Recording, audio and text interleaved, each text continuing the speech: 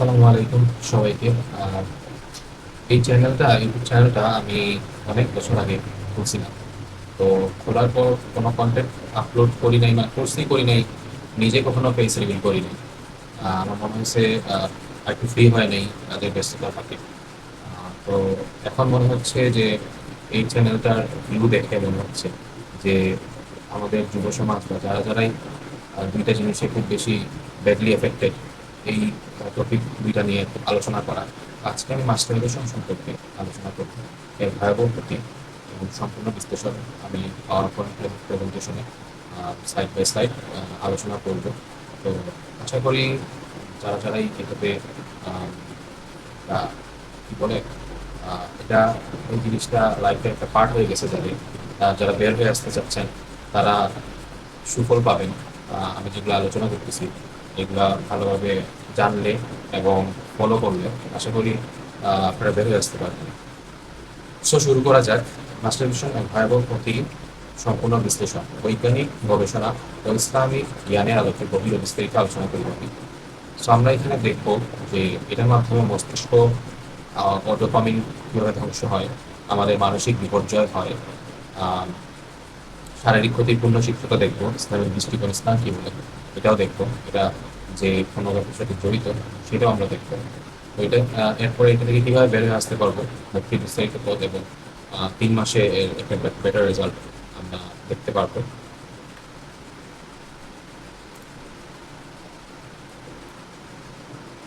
So মস্তিষ্কে কি হবে মাস্টারবেশন করলে, মস্তিষ্কে কি হবে? ডোপামিন সিস্টেম চিন্তায় যে প্রক্রিয়ায় মস্তিষ্ক ধীরে ধীরে স্লেভ বা দাস হয়ে পড়ে। তো আমাদের এটার আগে জানতে হবে ডোপামিন সিস্টেম চিন্তা এটা বিষয়ে জানতে হলে আমাদের আগে জানতে হবে যে ডোপামিনটা আসলে কি। ডোপামিন হলো মস্তিষ্কের পুরস্কার বা রিওয়ার্ড সেন্টার। খাবার খেলে, ভালো কাজ করলে, সাফল্য পেলে ডোপামিন নিঃসৃত হয় এবং আমরা ভালো অনুভব করি। কিন্তু মাস্টারবেশন এই সিস্টেমকে জোর করে হাইজেক করে স্বাভাবিকের চেয়ে 3 থেকে 5 গুণ বেশি ডোপামিন বের করিয়ে নেয়। আসক্তির চক্র, ধাপে ধাপে ধ্বংস। ১. প্রথম উত্তেজনা। মাস্টারবেশনে ডোপামিন তীব্রভাবে বিস্ফোরিত হয়। মস্তিষ্ক এই অনুভূতি মনে রাখে। ২. টলারেন্স তৈরি। একই উদ্দীপনায় আর তেমন কাজ হয় না। আরো বেশি, আরো এক্সট্রিম। মানে মাস্টারবেশনটা আসলে পর্নের সাথে জড়িত, পর্ন দেখে মানুষ এটা করে, মজা পায়। সো সে পর্ন বিভিন্ন ধরনের আছে, সফটওয়্যার বা হার্ডওয়্যার বা আরো আরো আরো বিকৃত মানসিকতা যেগুলো পর্ন আছে। তো একজন মানুষ কখনো সফটওয়্যারে থাকতে পারে না, তার পরবর্তীতে আরো জঘন্য চাই, আরো জঘন্য চাই, এরকম পর্ন থেকে সে মাস্টারবেশন করে। সেটাই বলা হয়েছে যে আরো এক্সট্রিম চাই, এক্সট্রিম ডিজায়ার তৈরি হয়। ৩ নম্বর, উইথড্রয়াল শুরু। না করলে অস্থিরতা, মেজাজ খারাপ, মনোযোগের সমস্যা, ঠিক ড্রাগ উইথড্রয়ালের মতো। কেউ যখন কোনো ড্রাগে আসক্ত থাকে তখন তাকে যদি সে যদি সেটা না নেয়, আহ, তখন তার ভিতরে অস্থিরতা কাজ করে। তো এখানেই সেটা বলা হয়েছে যে মাস্টারবেশনটা একটা ড্রাগের মতো, যেটা না করলে একজন আসক্তি, যে যেটা আসক্ত তার মনোযোগের সমস্যা, মেজাজ খারাপ থাকে, অস্থির থাকে, সেম ওই যে ড্রাগ এডিক্টেড তার মতো। ৪. এডিকশন সম্পূর্ণ। এখন মস্তিষ্ক অপরাধ, না করলে স্বাভাবিক থাকতে পারে না। আচ্ছা, পিএফসি, এটা হচ্ছে প্রিফ্রন্টাল কর্টেক্স, আত্মনিয়ন্ত্রণের কেন্দ্র ধ্বংস হয়। সো পিএফসি কি কি করে? সিদ্ধান্ত নেওয়া, ভালো মন্দ বিচার করা। আর মাস্টারবেশন করলে পিএফসি ক্ষতিগ্রস্ত হয়, এর ফলে সিদ্ধান্ত নেওয়া যায় না, সামান্য কষ্টেই ভেঙে পড়ে মানুষ, রিজাইলেন্স নেই।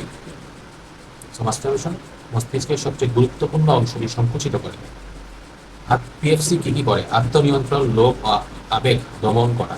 এবং সেটা যদি ক্ষতিগ্রস্ত হয় মাস্টারবেশনের মাধ্যমে, তাহলে পড়া মনে থাকে না, স্মৃতিশক্তি দুর্বল হয়। আমরা জানি আমাদের বেশিরভাগ এটাতে এফেক্টেড হচ্ছে স্টুডেন্ট যারা যারা আছে। ক্লাস 4-5 থেকে এই প্র্যাকটিসটা শুরু হয়ে যায় এখন, যেহেতু আমাদের সময় এটা চিন্তা করা যেত না, আমাদের সময় হয়তো স্কুল কলেজ, বাট এখন একটু আগে আসছে, দেখা যাচ্ছে ক্লাস 4, 5 বা 3 বাচ্চারাও ফোন দেখতেছে বা স্টাডি করতেছে। ওকে, সো তাদের স্মৃতিশক্তিটা দুর্বল হয়ে যায়। এফসি কি কি করে? দীর্ঘমেয়াদী পরিকল্পনা করার ক্ষমতা নেওয়া যায়, যেটা ক্ষতিগ্রস্ত হলে কোনো সিদ্ধান্ত মানুষ নিতে পারে না, দ্বিধাগ্রস্ত থাকে। শেখার ও মনে রাখার ক্ষমতা থাকে পিএফসি থেকে, কিন্তু যদি নষ্ট হয় তাহলে রাগ নিয়ন্ত্রণ হয় না। ইচ্ছা শক্তি ও অনুপ্রেরণা ধরে রাখা যায়, এবং এটা যদি পিএফসি যদি নষ্ট হয় তাহলে পড়াশোনায় মনোযোগ শূন্যে নামে। সামাজিক সম্পর্ক বজায় রাখার দক্ষতা থাকে, কিন্তু এটা নষ্ট হলে ভবিষ্যৎ পরিকল্পনা করার ক্ষমতা মানুষ হারায় ফেলে। পিএফসি সুস্থ মানে আপনি আপনার মালিক, পিএফসি ক্ষতিগ্রস্ত মানে আপনি আসক্তির দাস।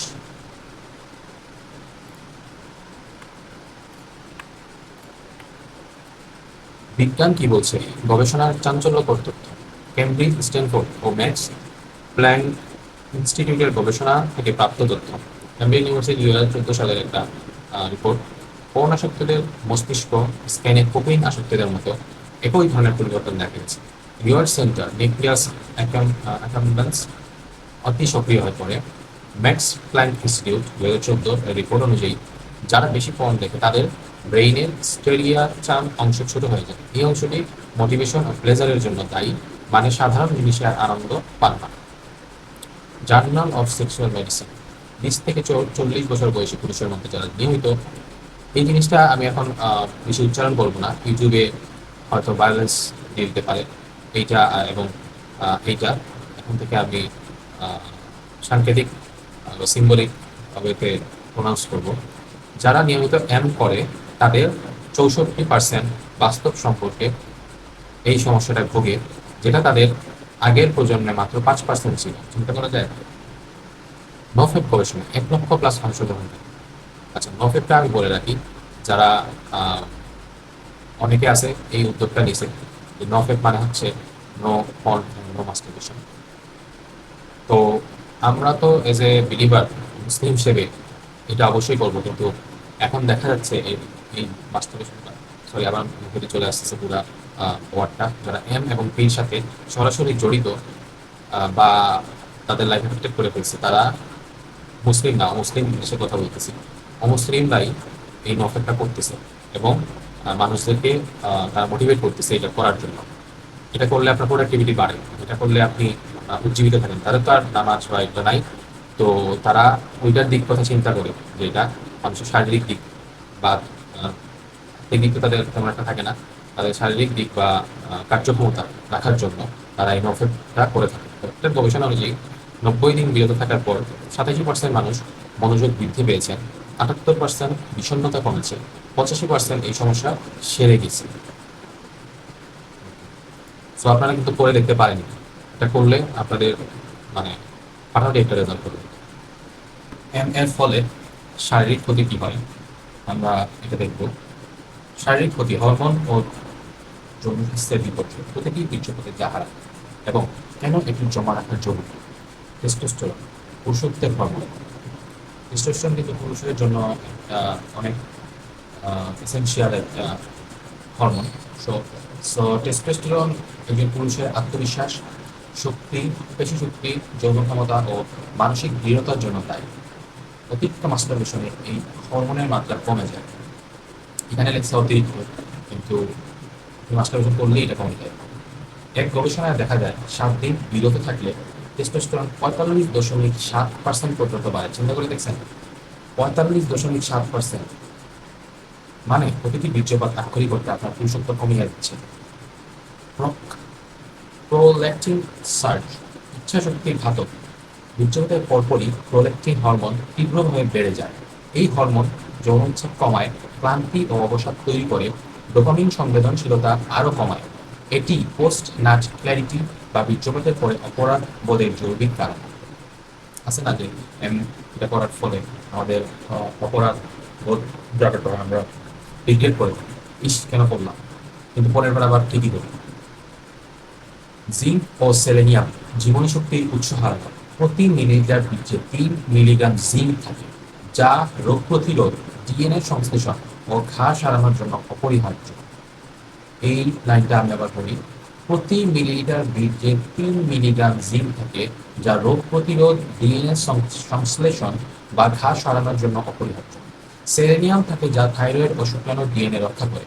বারবার বীর্যপাতে এগুলো শেষ হয়ে যায়। জিঙ্ক ডেফিসিয়েন্সিতে চুল পড়া, নখ ভাঙ্গা, ক্ষত না সারা, যৌন ক্ষমতা হ্রাস হয়। সো যাদের যাদের রোগ হচ্ছে কিন্তু ভালো হচ্ছে না, বারবার রোগ হচ্ছে এবং চুল পড়ে যাচ্ছে, নখ ভেঙে যাচ্ছে, হতে সারতেছে না, জন্য মোটামুটি হ্রাস হচ্ছে, আহ, তারা তাড়াতাড়ি এই ব্যাড প্র্যাকটিসটা ছাড়বেন আমি আশা করি। এখানে লেখছে যৌন ক্ষমতা, এই যে এখানে লেখছে যৌন ক্ষমতা হ্রাস যদি বুঝেন, এটা কিভাবে বুঝবেন? অনেক বিবাহিত পুরুষরা এই ব্যাড প্র্যাকটিসের সাথে আসে, যে আহ, তারা হালাল উপায় না করে সেটা টি এবং এম করে করে তারা আহ, এটা করতেছে। তো তারা বুঝতে পারে তাদের এই ক্ষমতা যে হ্রাস হচ্ছে বা কমে যাচ্ছে। ইরেকটাইল ডিসফাংশন, এটা কিন্তু অনেক মারাত্মক। 25 বছরের পুরুষের উত্তহীনতা, মাস্টারবেশনে মস্তিষ্ককে হাতের স্পর্শ ও নিজের কল্পনায় অভ্যস্ত করে। এম, মানুষের মস্তিষ্ককে হাতের স্পর্শ নিজের কল্পনার অভ্যস্ত করে, বাস্তব সঙ্গীর সাথে শরীর ও মস্তিষ্ক আজ সাড়া দেয় না। জার্নাল অফ সেক্সুয়াল মেডিসিন এর মতে 20 থেকে 35 বছর বয়সীদের মধ্যে ইরেকটাইল ডিসফাংশনের প্রধান কারণ এখন পি ইনক্লুডেড ডিসফাংশন। আগের প্রজন্মে এটি ছাড়া এই বয়সে ইডি প্রায় ছিলই না। চিন্তা করে দেখুন, এই ইরেকটাইল ডিসফাংশনটা আগে ছিলই না, মানে থাকলেও খুব কম পার্সেন্টেজ। এখন এটা অনেক মাত্রা। এটা দেখা যাচ্ছে 20 থেকে 35 বছর আগে এটা চিন্তাই করা যেত না। আগে দেখা যেত যে পুরুষদের মধ্যে 50 বছরের পর বা 60 বছরের পর এটা হয়, কিন্তু এখন দেখা যাচ্ছে 20 থেকে 35 বছরের মধ্যে এই জিনিসটা দেখা যাচ্ছে। শারীরিক ক্ষতি, সার্বিক অবক্ষয় পূর্ণ ক্ষেত্র, চোখ থেকে হাড় পর্যন্ত শরীরের প্রতিটি অংশে প্রভাব পড়ে।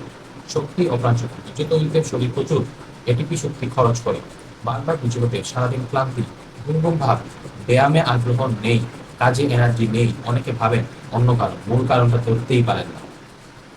দৃষ্টিশক্তি ও চেহারা, আয়ুর্বেদিক ও আধুনিক উভয় গবেষণায় দীর্ঘমেয়াদী অভ্যাসে চোখের নিচে কালো দাগ, চোখে পানি আসা, দৃষ্টি ঝাপসা হওয়া, চেহারায় বয়সের ছাপ তাড়াতাড়ি আসে, ত্বক নিষ্প্রভ হয়। হাড় ও পেশি, জিঙ্ক ও ক্যালসিয়াম অপচয়ের কারণে হাড় দুর্বল হয়, পেশি তৈরিতে বাধা পড়ে, জিম করলেও ফল কম পান, টেস্টোস্টেরন কম থাকায় মাসল মাস বাড়ে না। তো আমরা যারা জিম করি তারা অনেকেই ফল পাই, কিন্তু যারা যারা ফল পাচ্ছেন না তারা এই কারণেই পাচ্ছেন। শুক্রাণুর মান, ঘন ঘন বীর্যপাতে শুক্রাণুর পরিমাণ ও গুণমান দুটোই কমে। মরফোলজি আকৃতি বিকৃত হয়, মর্টালিটি ক্ষতি কমে, ভবিষ্যতে সন্তান জন্মদানের জটিলতা হতে পারে। ভয়ঙ্কর জিনিস। ইমিউন সিস্টেম, জিঙ্ক ডেফিসিয়েন্সি সরাসরি রোগ প্রতিরোধ ক্ষমতা কমায়, ঘন ঘন সর্দি কাশি, ক্ষত, দেরিতে সারা, এগুলো সংকেত। শরীর নিজেকে রক্ষা করার ক্ষমতা হারায়। সো যাদের ঘন ঘন এই সর্দি কাশি হচ্ছে, এগুলো একটা সিম্বল যে আপনার ইমিউন সিস্টেম কমে যাচ্ছে। ঘুম ও রিকভারি, অতিরিক্ত অভ্যাসে ঘুমের গুণমান কমে, ডিপ স্লিপ কম হয়, শরীর রাতে নিজেকে রিপেয়ার করতে পারে না, সকালে উঠে ক্লান্ত লাগে। মানসিক বিপর্যয়, বিষণ্ণতা, সেম সাইকেল, প্রতিবার পরে যে চোখে আটকা পড়েন এবং এটি কিভাবে ধ্বংস করে। আচ্ছা, সো প্রথমে কেউ উত্তেজনা আনলোড করে কাজ করে, তীব্র অপরাধ বোধ হয়, বিষণ্ণতা, ঘৃণা ঘৃণা আলাদা আলাদা ধরনের চেষ্টা, তীব্র অপরাধ বোধ, প্রতিবার করে নিজেকে ঘৃণা করেন, আর করবো না, কিন্তু পারেন না। এই বারবার ব্যর্থতা আত্মবিশ্বাস ভেঙে দেয়। ডিপ্রেশন স্থায়ী হয়, ডোপামিন ক্লেশের কারণে বীর্যপাতের পর তীব্র শূন্যতা আসে, এটি বারবার হতে হতে ক্লিনিক্যাল ডিপ্রেশন তৈরি হয়। সামাজিক প্রথা, লজ্জা ও গোপনীয়তার কারণে বন্ধু পরিবার থেকে দূরে সরে যান, একাকী আরো আসক্তি বাড়ায়। মানসিক বিপর্যয়, আত্মসম্মান শূন্য হয়ে যায়। কিভাবে এই অভ্যাস একজন মানুষকে ভেতর থেকে ফাঁকা করে দেয়? আত্মসম্মান, সেলফ স্টিম ধ্বংস। প্রতিবার অভ্যাস করলে অবচেতনে নিজেকে দুর্বল ভাবতে থাকে, আয়নায় নিজেকে দেখলে ঘৃণা লাগে, আমি এই কাজটাও ছাড়তে পারি না। এই অনুভূতি সব ক্ষেত্রে আত্মবিশ্বাস কমায়। চাকরি, ইন্টারভিউ, পরীক্ষার সম্পর্ক, সব জায়গায় নিজেকে ছোট মনে হয়। অ্যাংজাইটি, উদ্বেগ, স্থায়ী সঙ্গী। কোলেস্ট্রল, স্ট্রেস হরমোন বেড়ে যায়, এটি দীর্ঘস্থায়ী উদ্বেগের কারণ। ছোট ছোট সমস্যায় প্যানিক অ্যাটাক আসে। পরীক্ষার আগে সামাজিক পরিস্থিতিতে অতিরিক্ত ভয় কাজ করে। এই অ্যাংজাইটির মূল কারণ অনেকেই খুঁজে পান না। বাস্তব সম্পর্কে অক্ষম, পি অবাস্তব সৌন্দর্য মান সেট করে, বাস্তব মানুষকে আর আকর্ষণীয় লাগে না। বিয়ের পরেও স্ত্রীর প্রতি ইন্টারেস্ট কম থাকে, দাম্পত্য জীবনে অসুখী হন, সম্পর্ক ভাঙে। মনোযোগ ও স্মৃতিশক্তি, ক্লাসে বা অফিসে মন চলে যায়, পড়া মনে থাকে না, বারবার পড়তে হয়, সিদ্ধান্ত নিতে সময় লাগে। ব্রেইন ফগ, মাথা সবসময় ভারী মনে হয়। এই লক্ষণগুলো অনেকে অন্য রোগ মনে করে। সো আমরা এখন দেখবো ইসলামিক দৃষ্টিকোণ এবং কুরআন ও হাদিসের দলিল, আল্লাহ কেন এটি নিষিদ্ধ করছেন এবং এর আর্থিক পরিণাম কি। সূরা আল মুমিনুনের আয়াত ৫, ৬, ৭ বলা হয়েছে, এবং যারা তাদের যৌনাঙ্গ হেফাজত করে তাদের স্ত্রী বা মালিকানাভুক্ত দাসী ছাড়া, কারণ এতে তারা নিন্দনীয় হয়। তবে যে এর বাইরে যায় তারাই সীমালঙ্ঘনকারী। আমি একটা ভুল করে দিয়েছি, আবার এটা করতেছি।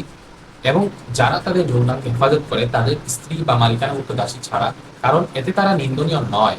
মানে আপনি যদি হালাল উপায় করেন, দাসী কথাটা এখনকার সমাজে নাই, তো এটা বাদ। স্ত্রীর মাধ্যমে যদি আপনি হালাল ভাবে এই জিনিসটা উপভোগ করেন, তাহলে এটা নিন্দনীয় না।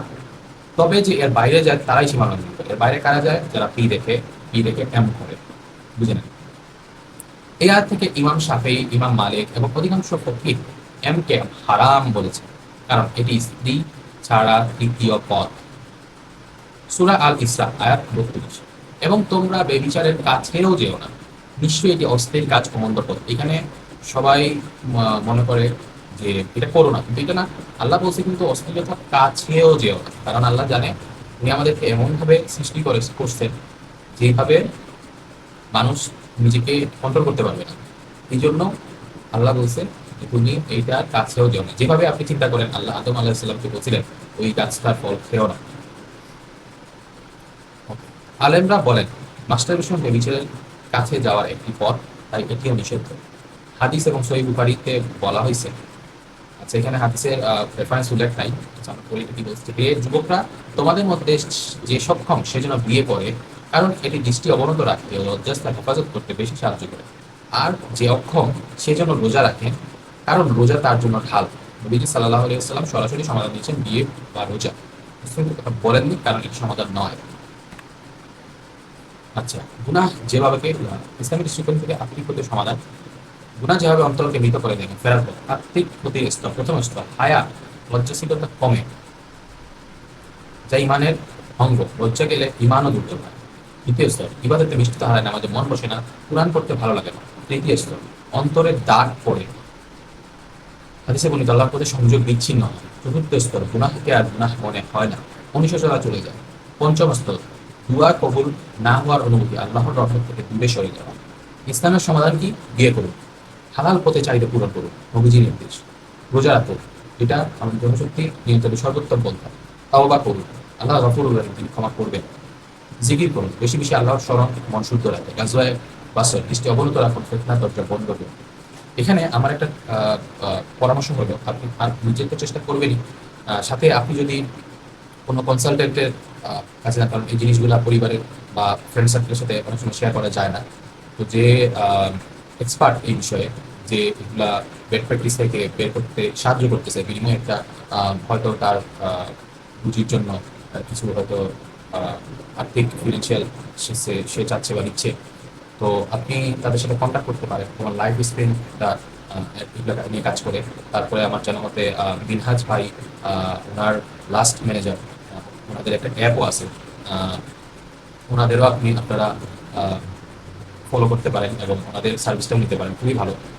আর অথবা যদি চান যে খুব কমের মধ্যে আমরা এই জিনিসটা কারোর সাথে কনসাল্ট করতে চাই, আপনারা আমার সাথেও কন্ট্যাক্ট করতে পারেন। আচ্ছা, তো এরপরে দেখি যে বাস্তব যৌনতা ভার্সেস হস্তমিথুন, জৈবিক পার্থক্য। কেন দুটো সম্পূর্ণ ভিন্ন অভিজ্ঞতা এবং হস্তমিথুন কেন বিপজ্জনক? বিবাহিত বাস্তব যৌনতা, অক্সিটোসিন নিশ্চিত গভীর বন্ধন তৈরি হয়, বিশ্বাস ও ভালোবাসা বাড়ে। আর এটা করলে অক্সিটোসিন নেই, একাকিত্ব ও বিচ্ছিন্নতা আরও বাড়ে। আর হারান উপায় করলে টেস্টোস্টেরন স্থিতিশীল থাকে, পুরুষের তৎপূর্ণ থাকে। আর এটা করলে টেস্টোস্টেরন হ্রাস পায়, পুরুষের ধীরে ধীরে কমে। হালাল উপায় করলে স্বাভাবিক উদ্দীপনায় সাড়া দেয়, মস্তিষ্ক সুস্থ থাকে। হারাম উপায় করলে মস্তিষ্ক ডিসেনসিটাইজ হয়, বাস্তবে সাড়া দেয় না। হালাল উপায়ে শরীর মন দুটোই পরিতৃপ্ত থাকে, স্থায়ী শান্তি থাকে। হারাম উপায় করলে শরীর নিঃস্ব, মন অপরাধী, সাময়িক সুখের পর অপরাধতা হয়। হালাল উপায়ে সম্পর্ক গভীর ও অর্থবহ হয়, জীবনে স্থিতিশীলতা থাকে। হারাম উপায় করলে লজ্জা ও গোপনীয়তা সম্পর্কে বাধা তৈরি করে। হালাল উপায়ে সন্তান জন্মের সুযোগ, জীবনের মূল উদ্দেশ্য পূরণ হয়। আর হারাম উপায়ে বীর্যের অপচয় হয়, কোনো স্থিতিশীল উদ্দেশ্য নেই। হালাল উপায়ে আত্মবিশ্বাস ও মানসিক শক্তি বাড়ে, ঘুম ভালো হয়, শরীর পুনরুদ্ধার হয়। হারাম উপায়ে আত্মসম্মান কমে, ব্যর্থতার অনুভূতি বাড়ে, ঘুমের মান কমে, সকালে ক্লান্তি থাকে। আচ্ছা, P+M মস্তিষ্ক কিভাবে ধ্বংস হয়? P+ পিআইইডি, যেটাকে আমরা বলতেছি পম ইনডিউসড ইরেকটাইল ডিসফাংশন, যৌবনে পুরুষত্বহীনতার আধুনিক মহামারী। পিআইইডি কি? পি দেখতে দেখতে এম করার অভ্যাসে মস্তিষ্ক স্ক্রিনের অবাস্তব উদ্দীপনা ছাড়া উত্তেজিত হতে পারে না। বাস্তব স্ত্রীর সাথেও শরীর কাজ করে না, এমনকি বিয়ের রাতে। এটি শুধু মনের সমস্যা নয়, এটি মস্তিষ্কের স্নায়বিক পরিবর্তন। পি আসক্তির ক্রমবর্ধমান ধাপ।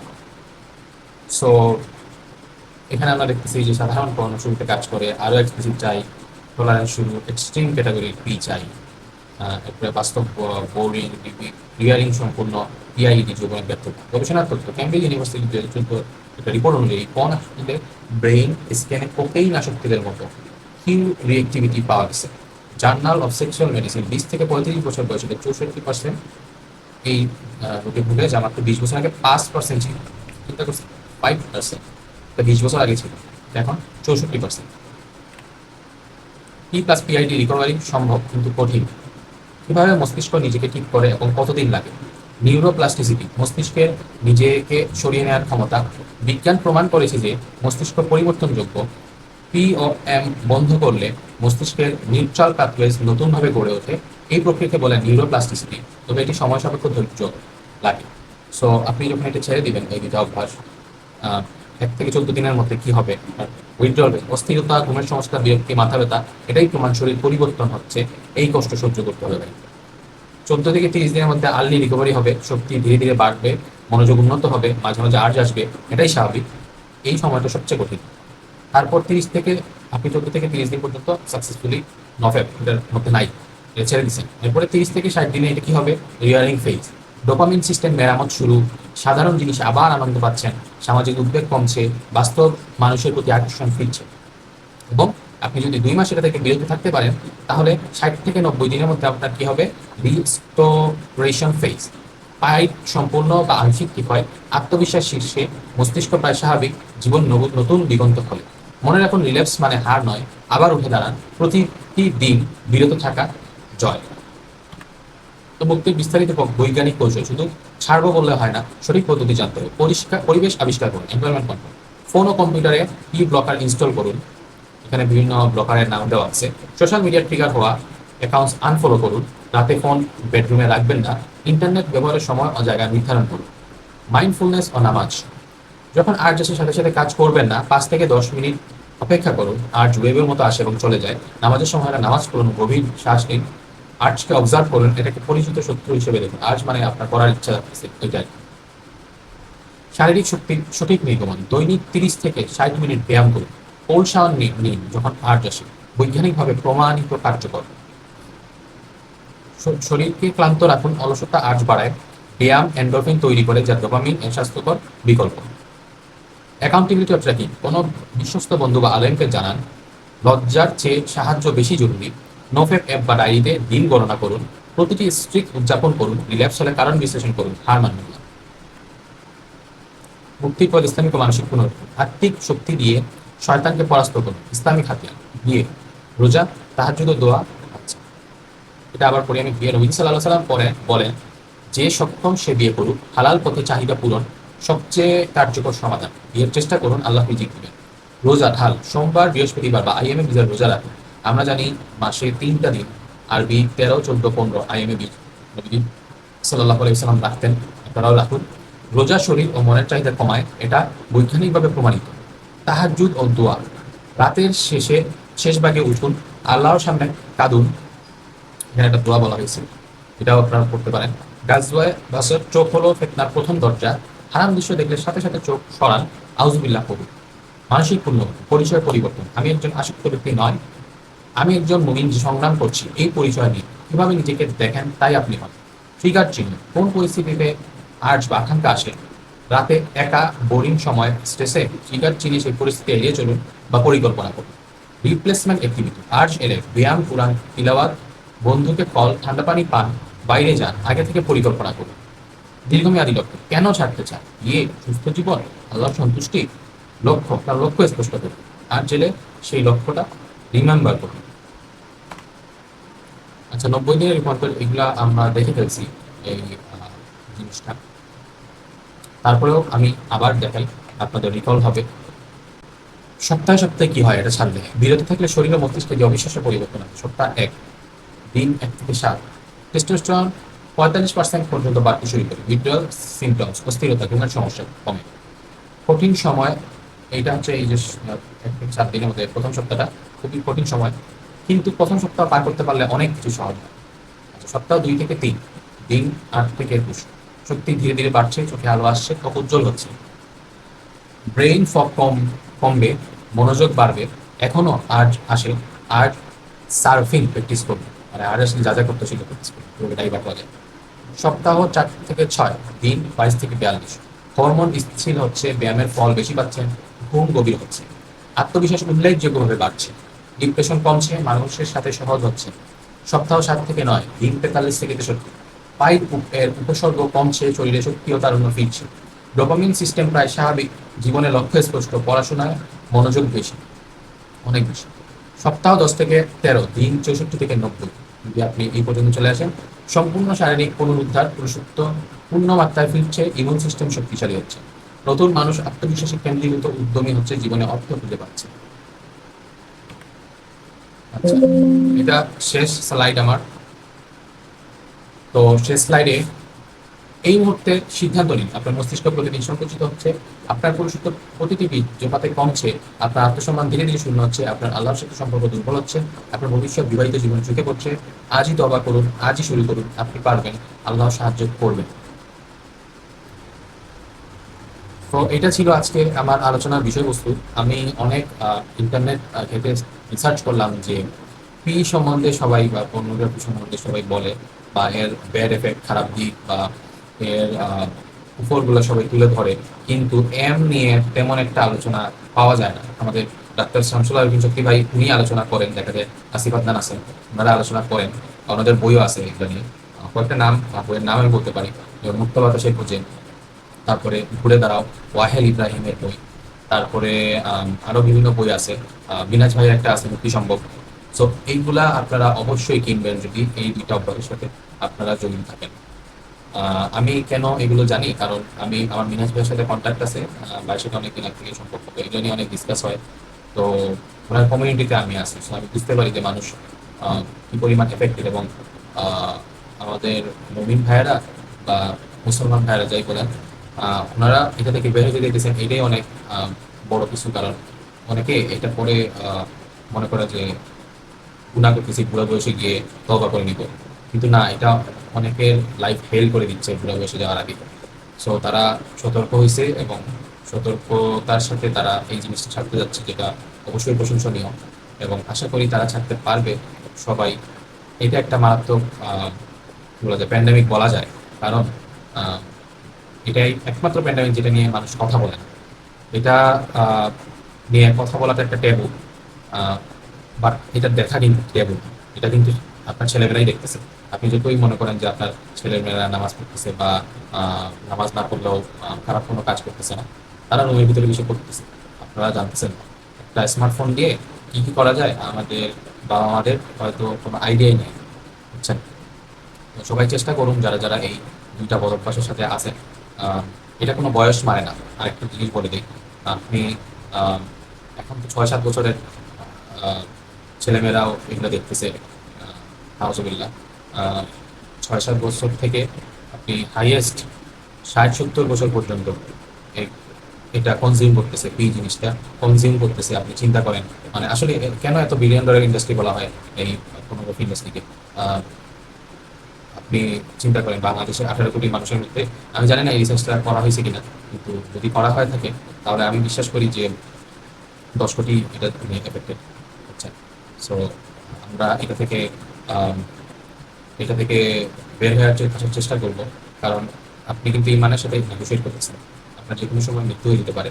আপনি এটা দেখা অবস্থা, এবং ঘটনা আছে, একটা বালক মারা গেছিল হোটেলে, তার গার্লফ্রেন্ড রিসিপশনে একটা চিরকুট লিখে দিয়ে যায় যে তার বয়ফ্রেন্ড পর্ন দেখা অবস্থায় মারা গেছে। তো চিন্তা করতে পারেন, মানে আপনার জীবনের শেষ আমল, আপনি অনেক ভালো ভালো আমল করছেন, কিন্তু আপনার জীবনের শেষ আমলটা কিন্তু রিফ্লেক্ট করে আপনি জান্নাতে যাবেন নাকি জাহান্নামে যাবেন। তো সেই জায়গা থেকে আপনারা এই জিনিসটা ছাড়বেন এবং ছাড়তেই হবে ভাই, এটা আপনাকে ধ্বংস করে ফেলবে।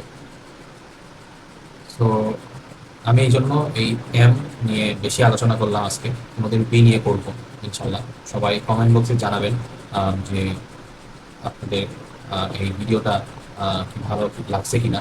যদি কোনো কিছু উপদেশ দেওয়া থাকলে দিতে পারেন, কিভাবে আমি আরো ভিডিও এইগুলো নিয়ে ভিডিও নিয়ে আসতে পারি, এবং কোন জিনিসটা আপনারা চাচ্ছেন আমি আলোচনা করি। এবং আপনারা আরেকটা জিনিস করতে পারেন, আমি যে স্লাইডটা বানাইছি সেই স্লাইডটার স্ক্রিনশট নিয়ে নিয়ে আপনারা আপনাদের টেবিলের সামনে বা ওয়ালে রিমাইন্ডার হিসেবে ঝুলে রাখতে পারেন। তাহলে বারবার যখন জিনিসগুলো দেখবেন, এই যে এম বা পি এর কুফলগুলা কি, বা এগুলো করলে কি কি হয়, আপনার শরীরে যে কি কি ক্ষতি হয়, এগুলো দেখে আপনার মস্তিষ্কে একটা পরিবর্তন হয় আপনার মস্তিষ্ককে, ওইদিকে আমি না যাই। এই স্লাইডটা আপনারা চাইলে আমাকে ইনবক্স করে আমার কাছ থেকে নিতে পারেন, আমি দিব ইনশাল্লাহ। তো আশা করি সবাই ভালো থাকবেন, পরের ভিডিওর অপেক্ষায় থাকেন সেই সময়ের জন্য। আজকে বিদায় নিচ্ছি, সবাই আমার জন্য দোয়া করিলেন। আসসালামু আলাইকুম।